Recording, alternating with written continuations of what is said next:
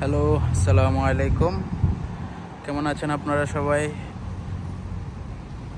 আজকে আমি দুই একটা বিষয় নিয়ে মাতিম, আর তার মধ্যে অন্যতম হইল কানাডাত এই মুহূর্তে কাজের কিতা অবস্থা। আসলে হইতে গেলে কানাডায় এখন কাজের খুবই সংকট, আর মূলত কানাডাত সবসময় কাজের সংকট থাকে। আর যারা এখানের স্থায়ী বাসিন্দা আছেন তারাই অনেক সময় কাজ থাকে, অনেক সময় থাকে না, কারণ এখানে কাজের সংকট থাকে। আর আরেকটা বিষয় হইল, যারা বাংলাদেশ থাকি বা বিভিন্ন দেশ থেকে ভিজিট ভিসায় আইয়া সাইডার জন্য থাকতা, অনেকে অ্যাসাইলাম ক্লেম করিয়া তাকরা তো থাকতে পাররা, কারণ সরকার অ্যাসাইলাম ক্লেম করার পরে সরকার কর্তৃক 730 কানাডিয়ান ডলার সামথিং দেওয়া হয় প্রতি অ্যাসাইলাম ক্লেমকারীদের। তো এখান থেকে হয়তো বা দেখা যায় 500-600 টাকা কানাডিয়ান ডলার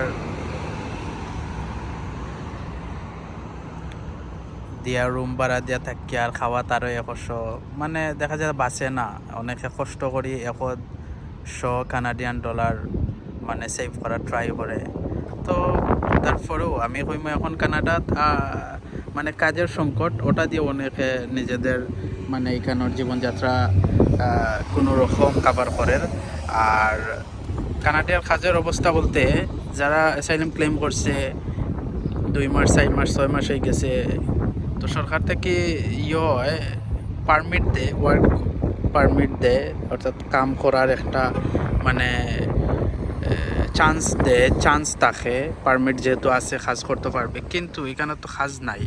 অনেকে আছে কিনা 7 মাস 8 মাস 1 বছর থেকে পারমিট নিয়ে বইয়া আছে, কিন্তু কাজ নাই।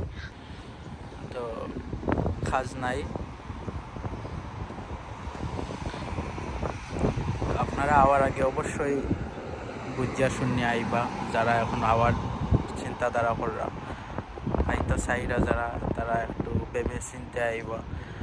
আর আরও একটা বিষয় আমি লক্ষ্য করলাম যে এখানেও অনেকে কানাডাত ট্রানজিট হিসাবে ইউজ করে, কানাডাত আইয়া বিভিন্নভাবে আমেরিকা ঢুকার চেষ্টা করে।